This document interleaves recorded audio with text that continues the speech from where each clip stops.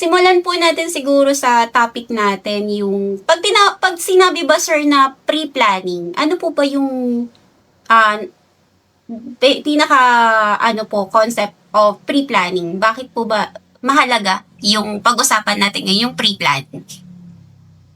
Yes, pre-planning yung ano eh.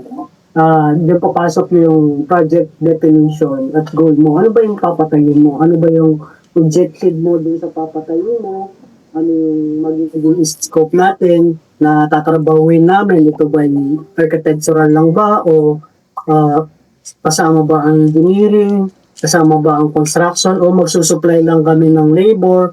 Iba-iba po kasi ang project scope when it comes to construction. Depende yun sa kakayahan ng kliyente. Baka engineer naman siya o dati siyang project manager. Baka kaya niya mag-manage ng people o alam niya yung mga supply ng materials. So, pwede nating pag-usapan yan. I-identify yung kakayahan mo. Baka